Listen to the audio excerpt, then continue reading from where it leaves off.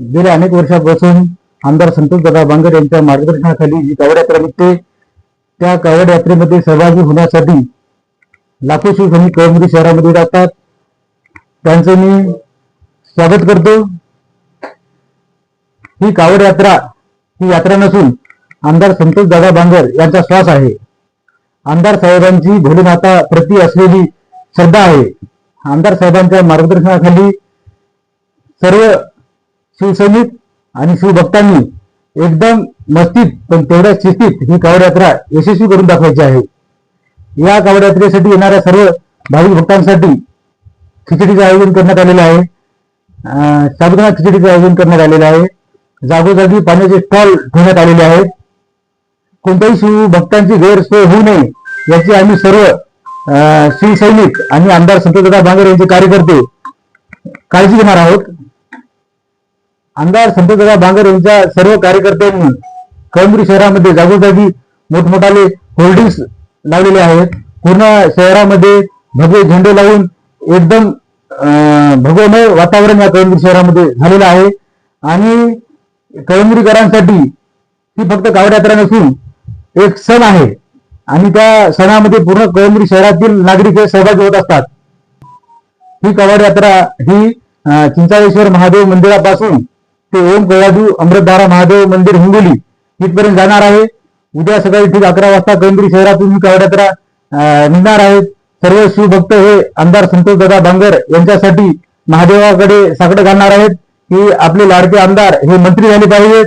यासाठी सर्व शिवभक्त हे पायी पायी या कावड यात्रेमध्ये चालणार आहेत.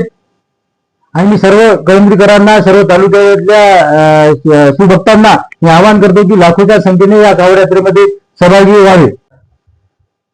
आमदार संतोषदादा बांगर आयोजित भव्य कावड यात्रा उद्या दिनांक 24/8/2026 रोजी सकाळी ठीक 9 वाजता या कळमनुरी शहरातून निघणार आहे.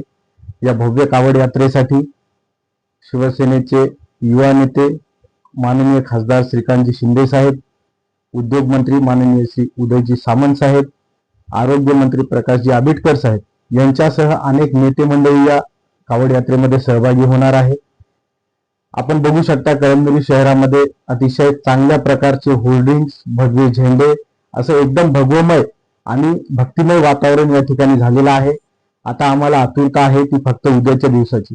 कारण आपण दरवर्षीप्रमाणे या वर्षी तर तुम्हाला सांगतो की लाखोच्या वर शिवभक्त आणि शिवसैनिक या कावड यात्रेमध्ये सहभागी होणार आहेत. कारण दरवर्षी कावड यात्रा निघत असते, दरवर्षी यामध्ये वाढ होत असते. परंतु यावर्षी शिवसैनिकांचा आणि शिवभक्तांचा जो उत्साह आहे तो उत्साह काही वेगळा आहे. कारण येणाऱ्या काळामध्ये आमदार संतोषदादा बांगर ज्या पद्धतीचं काम करतात त्या कामाच्या माध्यमातून त्यांना उभ्या महाराष्ट्रामध्ये देवदूत आमदार म्हणून त्यांनी नाव कमावलेलं आहे. आता त्यांना सगळ्या शिवसैनिकांना, शिवभक्तांना एवढीच आस आहे की आमचे शिवसेनेचे मुख्य नेते आदरणीय एकनाथजी शिंदे साहेब यांनी त्यांना मंत्रिपद देऊन त्यांचे हात आणखी बळकट करावे ही आम्हा सगळ्या हिंगोली जिल्ह्यातील, मराठवाड्यातील शिवसैनिकांची, शिवभक्तांची इच्छा आहे.